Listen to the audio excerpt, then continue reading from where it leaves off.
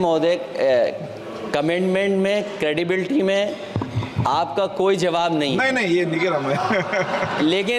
लेकिन दाईं तरफ वाले लोगों का थोड़ा हिसाब किताब अलग है। अध्यक्ष महोदय, मैं धन्यवाद देता हूं आपका कि आपने बहुत महत्वपूर्ण घटना पे मुझे बोलने का अवसर दिया है। संभल जो इसलिए जाना जाता था कि भाईचारे के साथ वहाँ रहते हैं लोग, वहाँ अभी से नहीं, सदियों पुराना भाईचारा हजारों साल से इसी तरह रहते आए हैं। लेकिन अचानक ये जो घटना हुई है, ये सोची समझी रणनीति के तहत वेल प्लान्ड हुआ है और वहाँ के भाईचारे को गोली मारने का काम हुआ है। जो घटना हुई है वो सोची समझी साजिश है। वहाँ जो खुदाई की बात लगातार अध्यक्ष महोदय देश में कोने कोने पर भारतीय जनता पार्टी और उनके सहयोगी और समर्थक, शुभचिंतक बार बार खुदाई की जो बात कर रहे हैं अध्यक्ष महोदय, ये खुदाई जो है हमारे देश का सौहार्द, हमारे देश का भाईचारा, हमारे देश का गंगा जमनी तहजीब को खो देगा। मैं आपका धन्यवाद इसलिए भी देता हूं कि इस महत्वपूर्ण जो साजिश हुई, और वो साजिश सोची समझी इसलिए मैं बोल रहा हूं। उत्तर प्रदेश का चुनाव था, पहले 13 तारीख को चुनाव होना था और 13 तारीख के चुनाव को उन्होंने बढ़ा करके 20 तारीख कर दिया। और इस जो घटना है मैं आपके सामने पढ़ना चाहता हूं। अध्यक्ष महोदय, ये यात्रा रुकी क्यों नहीं है? यात्रा ले जाओ दूसरी तरफ। अध्यक्ष महोदय, संभल की शाही जामा मस्जिद के खिलाफ 19/11/2024 को सिविल जज सीनियर डिवीजन छंदौसी संभल में एक याचिका डाली गई। कोर्ट ने दूसरे पक्ष को, अध्यक्ष महोदय सुनिए, ये सुनना चाहिए, हम यूं ही नहीं कहते थे। तो संक्षिप्त में बोले। अध्यक्ष महोदय, हम यूं ही नहीं कहते थे कि संविधान ये मानती नहीं सरकार। हम यूं ही नहीं कहते थे कि संविधान नहीं मानती। जब प्लेसेस ऑफ वर्शिप एक्ट है, प्लेसेस ऑफ वर्शिप एक्ट है, हम बनते तो बहुत कुछ हैं।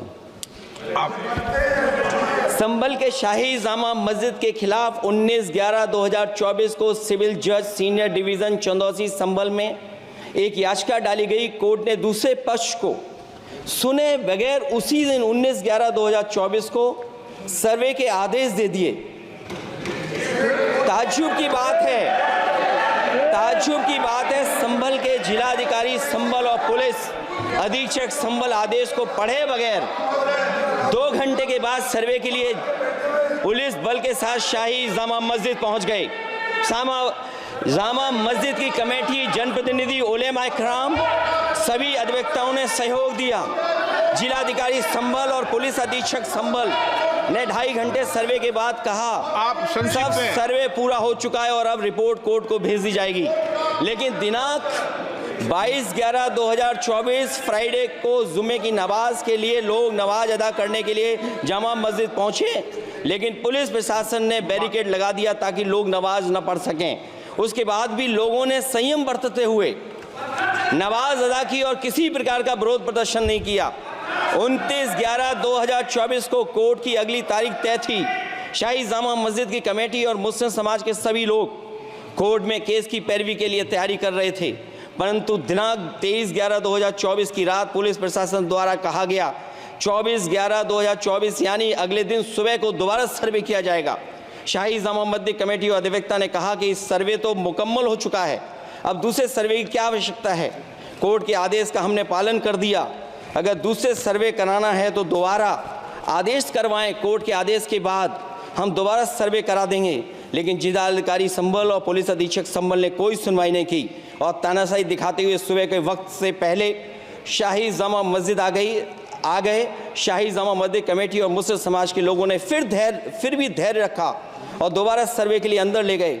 सर्वे के दौरान करीब 1.5 घंटा बाद जब जनता को सूचना मिली तो वो इकट्ठा होना शुरू हो गए।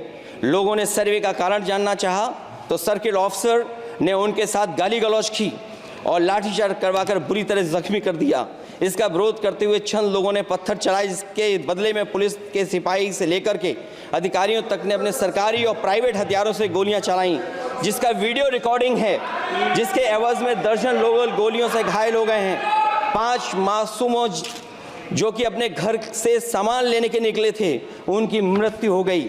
संभल का माहौल बिगाड़ने में संभल का माहौल बिगाड़ने में याचिका दायर करने वाले लोगों के साथ पुलिस और प्रशासन के लोग जिम्मेदार हैं। इनको निलंबित किया जाना चाहिए और हत्या का मुकदमा चलाया जाना चाहिए, जिससे कि लोगों को इंसाफ मिल सके और आने वाले समय में कोई इस प्रकार की संविधान के खिलाफ और गैर कानूनी घटना को अंजाम न दिया जा सके। अध्यक्ष महोदय,